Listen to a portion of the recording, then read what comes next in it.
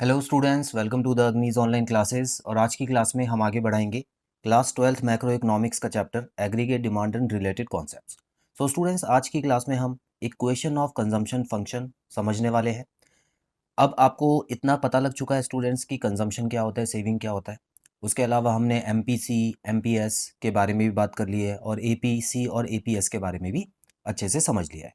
So students, अब ये जो कंजम्पशन फंक्शन की इक्वेशन है, ये एक फॉर्मूला है जो कि आपको मदद करेगा बिना टेबल बनाए। मतलब जो हम शेड्यूल बनाते थे, तो बिना शेड्यूल बनाए अगर आपको कोई भी एक इनकम लेवल पे आपको एमपीसी एमपीएस या कुछ भी दिया हुआ है, तो उससे आप कंजम्पशन कैलकुलेट कर सकते हैं। ठीक है। तो अब देखिए, हमेशा हम टेबल तो बनाएंगे नहीं। टेबल जब भी एग्जाम में पूछा जाएगा तभी हमको टेबल बनाना है, या कोई ज़्यादा मार्क्स का क्वेश्चन आ गया तभी आपको टेबल बनाना होता है। हमेशा आप क्वेश्चन को सॉल्व करने के लिए टेबल नहीं बना सकते। और खासकर तब तो बिल्कुल नहीं बना सकते जब आपको एक ही लेवल ऑफ इनकम दिया हो। आपको क्वेश्चन में दे दिया है कि इनकम 100 पे ही आपको क्वेश्चन सॉल्व करना है, तो इसमें आप टेबल कैसे बनाएंगे? क्योंकि टेबल बनाने के लिए तो चेंज इन इनकम का होना बहुत ज़रूरी है। तो स्टूडेंट्स, ऐसे केस में आपको इक्वेशन की मदद लेके उस क्वेश्चन को सॉल्व करना होता है। तो पिछले कुछ सालों में देखा गया है इस इक्वेशन के ऊपर काफ़ी क्वेश्चंस आए हैं स्टूडेंट्स। तो बहुत ही सिंपल है, कुछ भी मुश्किल नहीं है। और पहले मैं बता दूं, जो टेबल है ना उसी पे बेस्ड है। अभी तक जो हमने टेबल पढ़ा है उसका कॉन्सेप्ट हमने समझा है, उसी पे बेस्ड ये इक्वेशन है। तो आइए शुरू करते हैं। तो स्टूडेंट्स, यहाँ पे लिखा है कंजम्पशन। जो मेन कंजम्पशन होता है उसको निकालने का क्या तरीका है? हमेशा कंजम्पशन जो है वो दो चीज़ों को प्लस करके आता है स्टूडेंट्स। सबसे पहली चीज़ तो है कि जब इनकम ज़ीरो होती है, इसको बोलते हैं ऑटोनॉमस कंजम्पशन। ठीक है। ऑटोनॉमस कंजम्पशन जो कभी चेंज नहीं होता। और उसमें आपको क्या प्लस करना है? वो वाला कंजम्पशन जो चेंज होता है। बस दो चीज़ों को प्लस करना है आपको और आपका आंसर आ जाएगा। मतलब जो चेंज नहीं होता उसको तो लिखना ही है, और जो चेंज होता है उसको अगर आप दोनों को प्लस कर देते हैं तो वो हो जाएगा कंजम्पशन। अब आपको ये वाली चीज़ थोड़ी सी ध्यान से समझनी है। देखिए, बी बी का मतलब क्या है? बी का मतलब है एमपीसी। ठीक है, तो कुछ नया नहीं है, आप बी की जगह एमपीसी भी लिख सकते हैं। और वाई का मतलब आपको पता ही है, नेशनल इनकम होता है। अब एक चीज़ स्टूडेंट्स, आप ध्यान से सोचिए कि नेशनल इनकम अगर आपको दिया हुआ है और एमपीसी आपको दिया हुआ है, तो इन दोनों को मल्टीप्लाई करके क्या आएगा? एमपीसी होता क्या है? चेंज इन कंजम्पशन होता है ना, याद है आपको? तो इन दोनों को अगर आप मल्टीप्लाई करेंगे तो असली कंजम्पशन में जो बदलाव हुआ वो आपको पता लग जाएगा। तो एक जो कंजम्पशन है वो तो चलता आ रहा है, वो तो हमेशा ही रहेगा। और उसमें अगर आप प्लस करेंगे जो बदलाव हुआ है कंजम्पशन में, इन दोनों को प्लस करके आपका कंजम्पशन आ जाएगा। तो सिंपल सा फॉर्मूला है, कुछ याद आपको करना नहीं है इसमें। बस इतना याद रखिए कि बी की जगह एमपीसी होता है।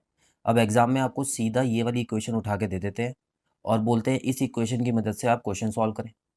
अब आपको बी का मतलब नहीं पता होगा तो कंफ्यूज हो जाएंगे। देखिए, इन तीनों का मतलब तो अब आप अभी तक आप सीख चुके हैं। ठीक है। तो कभी कभी एमपीसी बी से भी रेफ़र किया जाता है, तो आप इसको अच्छे से समझ लीजिए। यहाँ पे अब एक एक करके हम ये भी समझ लेते हैं कौन सी चीज़ क्या है। तो कैपिटल सी जो है स्टूडेंट्स, उसको हम बोलते हैं कंजम्पशन। और सी बार, सी के ऊपर अगर ये बार लगा हुआ है तो आप उसको बोलेंगे ऑटोनॉमस कंजम्पशन। ये वो कंजम्पशन होता है जब इनकम ज़ीरो होती है। उसके बाद जो बी लगा हुआ है उसको आप एमपीसी, मतलब एमपीसी की अगर कोई भी वैल्यू दी हुई है आप बी की जगह पुट करेंगे। और वाई होता है नेशनल इनकम, ये आपको पता ही है। सो कुछ पॉइंट्स पढ़ लेते हैं इसके बारे में स्टूडेंट्स, फॉर्मूला आपको समझ आ गया है। अब पॉइंट्स में क्या लिखा हुआ है? It can be use to calculate consumption when autonomous consumption MPC and level of income is given. तो ये फॉर्मूला आपको कब मदद करेगा? जब आपको क्वेश्चन में ऑटोनॉमस कंजम्पशन दिया होगा, एमपीसी दिया होगा और इनकम लेवल दी होगी, तो आप इनमें वैल्यू पुट करके सी की वैल्यू निकाल सकते हैं। अब ऐसा ज़रूरी नहीं है सी ही पूछा हो, वो हो सकता है आपसे एमपीसी की वैल्यू पूछ ले। तो आपको पता ही है कि ये तीनों चीज़ें दी होंगी। फिर अगर आपको नेशनल इनकम निकालने के लिए बोले तो वो ये तीनों चीज़ें देंगे आपको। तो इस फॉर्मूले को आगे पीछे करके भी यूज़ कर सकते हैं। लेकिन जो रिलेशन है वो आपको पता होना चाहिए। चार चीज़ों के बीच में रिलेशन है: consumption, autonomous consumption, MPC and income. एक एग्जाम्पल के तौर पे इसको समझते हैं। देखिए स्टूडेंट्स, वैसे तो इस पे बहुत सारे एग्जाम्पल बनते हैं, लेकिन उनकी जो प्रैक्टिस है वो हम बाद में ही करेंगे। क्योंकि अभी प्रैक्टिस करेंगे तो क्या होगा कि जो आगे के आने वाले टॉपिक्स हैं वो लेट हो जाएंगे, तो हम पहले वो कंप्लीट करेंगे, उसके बाद इन पे अच्छे से प्रैक्टिस कराऊंगा आपको। ठीक है स्टूडेंट्स, आइए अब क्वेश्चन समझते। देखिए यहाँ लिखा है if the autonomous consumption of an economy is ₹40 crore. तो क्वेश्चन में जो आपको दिया है ना, लिख लेते हैं। देखिए ऑटोनॉमस कंजम्पशन दिया हुआ है, इसका मतलब यहाँ पे मैं लिख देता हूँ C bar is equal to 40 crore. MPC आपको क्या दिया हुआ है, एमपीसी मतलब बी होता है, अभी बताया मैंने, तो ये हो गया 0.80। उसके अलावा लिखा है then find the consumption at the level of income of ₹100 crore. इसका मतलब आपको वाई भी दिया हुआ है इस क्वेश्चन में, जो कि है 100 करोड़। ठीक है, तो वही बिल्कुल सिंपल क्वेश्चन हमने लिया है। अब इसको कैसे सॉल्व करेंगे स्टूडेंट्स, तो एक बार ये फंक्शन लिख लेते हैं हम लोग, c is equal to C bar plus B bracket में y। अब इसमें वैल्यू पुट कर लेते हैं, तो c तो हमको निकालना है, c बार हमको दिया हुआ है 40 करोड़ प्लस b जो है 0.80 है, और y की जगह मुझे 100 करोड़ लगा देना है।